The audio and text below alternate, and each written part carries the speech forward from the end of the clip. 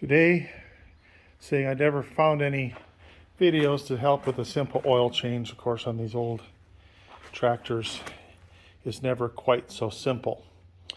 So this is a 1927 John Deere D. This is my son Tristan's tractor. He's off working today. It was purchased from the estate of Harvey Nelson after his passing. Tristan is his grandson, so we ended up with this old John Deere D. So we're doing some updating and tuning, and like the Wyco C to the Wyco X mag on here, rebuilt the carb and so on. So the carb's all redone. I need to, even though I sealed everything, that valve is leaking, so that's got to come back up. But back to the oil change. So right down here in the bottom, right underneath the flywheel here, the pulley, the very bottom, pretty simple. There's a drain plug. If you can see daylight through, that's okay. I'm going to show the other side here in just a second. There is no filter on a 1927 John Deere. All they have is a screen.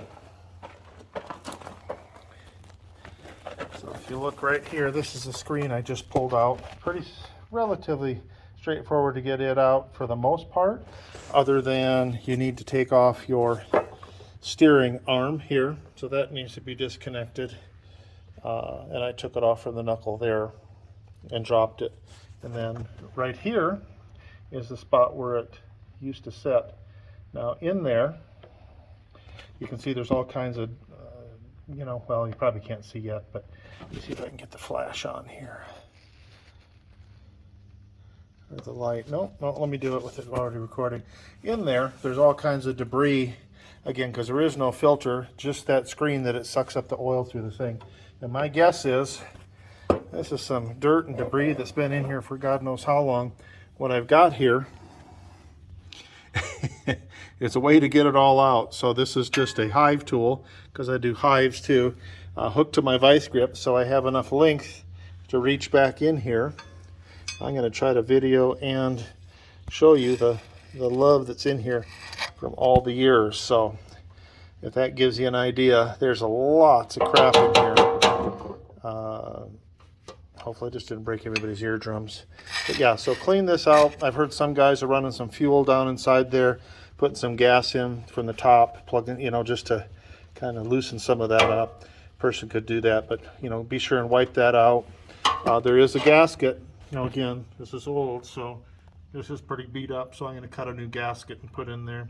I'll just make one with a utility knife and some gasket material that I've got.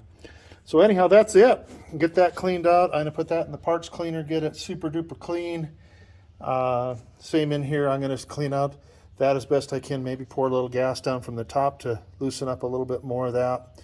Let it evaporate and dry up before I put the new seal or the new gasket in, put the thing back in, and then we'll top her off with a fresh 13 quarts of oil. Hope this helps those of you who are unable to find any kind of video.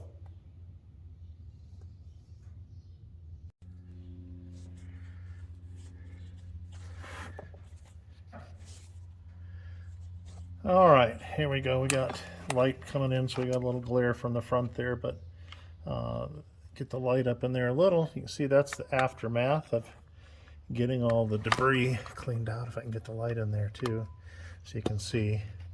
Pretty darn clean. Sprayed. You ended up using brake cleaner so I could direct a little bit.